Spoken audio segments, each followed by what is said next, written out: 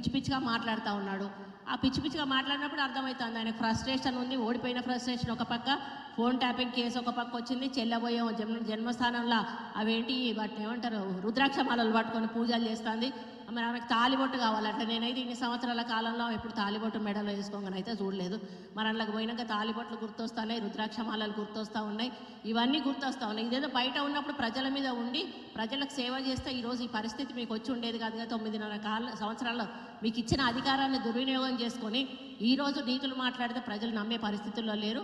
కాబట్టి మీరు ఎన్ని చెప్పినా కూడా ప్రజలకు సమస్య ఏంటో అర్థమైంది, మీ వ్యక్తిత్వం ఏంటో అర్థమైంది, మీ పార్టీ ఆలోచన ఏంటో అర్థమైంది. కాబట్టి మీరు ఏం మాట్లాడినా కూడా ఈరోజు ప్రజలు విశ్వసించే పరిస్థితుల్లో లేరు.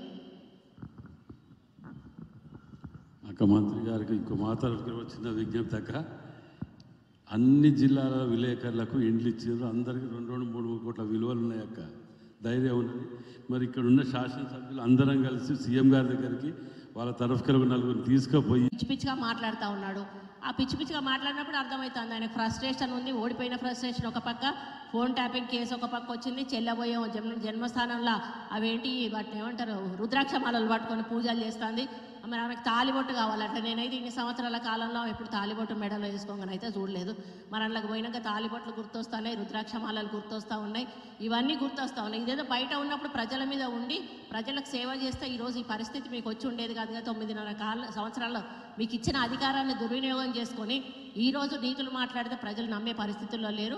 కాబట్టి మీరు ఎన్ని చెప్పినా కూడా ప్రజలకు సమస్య ఏంటో అర్థమైంది, మీ వ్యక్తిత్వం ఏంటో అర్థమైంది, మీ పార్టీ ఆలోచన ఏంటో అర్థమైంది. కాబట్టి మీరు ఏం మాట్లాడినా కూడా ఈరోజు ప్రజలు విశ్వసించే పరిస్థితుల్లో లేరు. అక్క మంత్రి గారికి ఇంకో మా తరఫున వచ్చిన విజ్ఞప్తి అక్క, అన్ని జిల్లాల విలేకరులకు ఇండ్లు ఇచ్చారు. అందరికీ 2-3 కోట్ల విలువలు ఉన్నాయి అక్క, ధైర్యం ఉన్నది. మరి ఇక్కడ ఉన్న శాసనసభ్యులు అందరం కలిసి సీఎం గారి దగ్గరికి వాళ్ళ తరఫున 4 తీసుకుపోయి